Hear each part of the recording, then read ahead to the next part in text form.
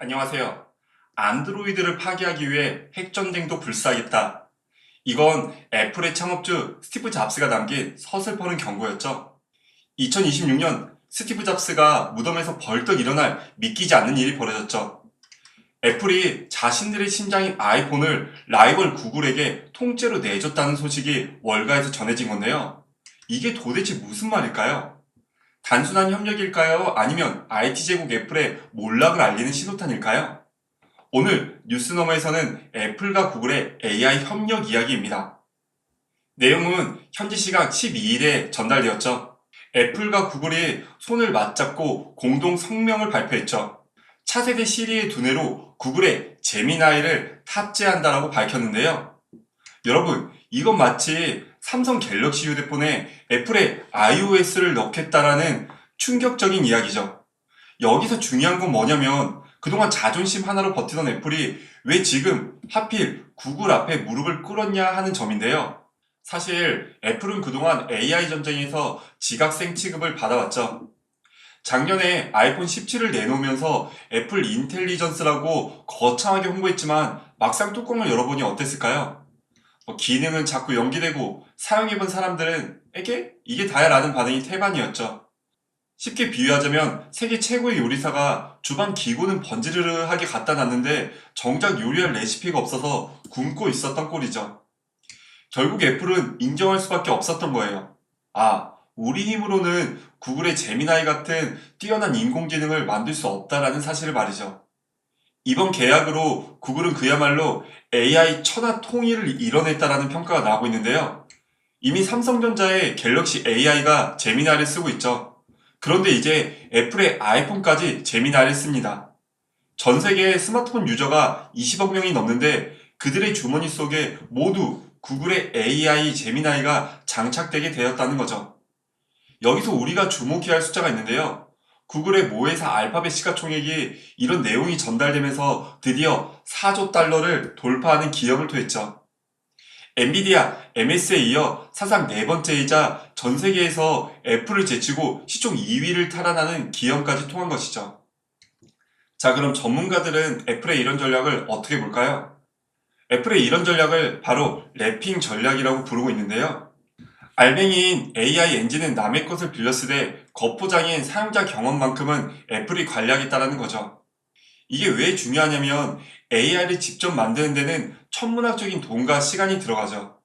구글은 이미 자체 반도체인 TPU부터 클라우드까지 풀스택을 갖췄지만 애플은 그게 안 됐던 거예요. 그래서 애플은 선택을 한 거죠. 전쟁터에서 직접 무기를 만들기보다는 가장 성능 좋은 무기를 사와서 우리 병사들에게 돌려주자라고 말이죠.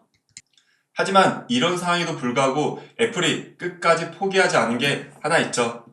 바로 개인정보 보호 서비스인데요. 내 질문이 구글 서버로 다 넘어가는 거 아니야? 이런 걱정을 하신 분들도 계실 텐데요. 애플은 이 문제를 해결하기 위해 프라이빗 클라우드 컴퓨팅이라는 방패를 세웠어요. 제미나이라는 엔진을 쓰되 그 엔진이 들어가는 공간은 애플이 직접 비밀 요새로 한정 짓겠다라는 거죠. 즉, 기술은 빌려오겠지만 데이터의 주권은 우리 애플이 갖겠다는 애플의 마지막 자존심을 남겨놓은 거죠. 자, 여기서 이 이야기로 흥미로운 비교를 하나 해볼 수 있는데요.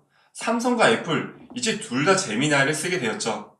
그럼 이제 둘 다 똑같은 AI 폰인 건가? 라는 생각이 들 수 있는데요. 전혀 달라요. 삼성은 AI를 하드웨어와 결합해 실시간 통 번역이나 서클 투 서치 같은 즉각적인 편의성에 집중한다면 애플은 AI를 개인 비서처럼 내 삶의 맥락을 이해하게 만드는데 올인하고 있죠. 똑같은 제미나이라는 엔진을 얹었지만 한쪽은 SUV를 만들고 한쪽은 세단을 만드는 격이죠. 누가 더 타기 편한 차를 만드느냐가 향후 스마트폰 패권의 핵심이 될 것이죠.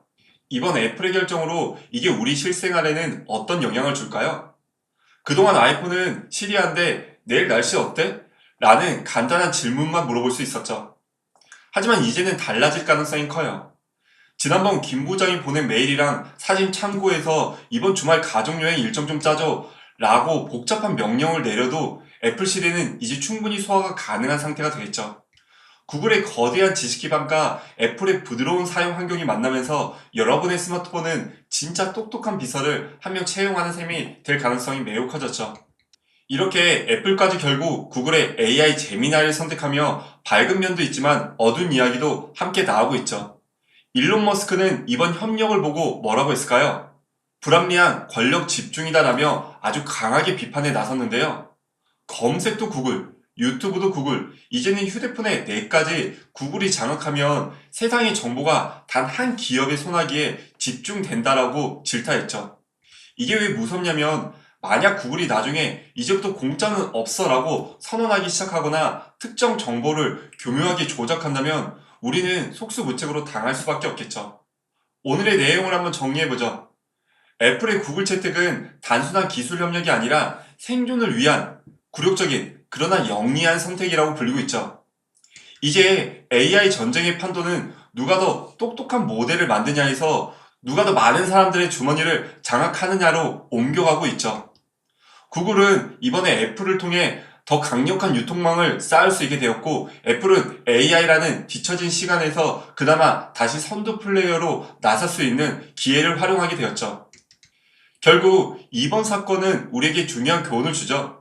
경영에 있어서 영원한 적도 영원한 동지도 없다라고 말이죠. 오직 기술의 우위만이 권력을 결정하는 시대가 온 겁니다.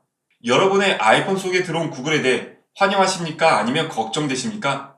오늘 이 뉴스가 여러분에게 작은 통찰이 되었기를 바라고 이상 뉴스 그 너머의 진실을 전하는 뉴스너머였습니다. 구독과 좋아요를 부탁드리며 시청해주셔서 감사합니다.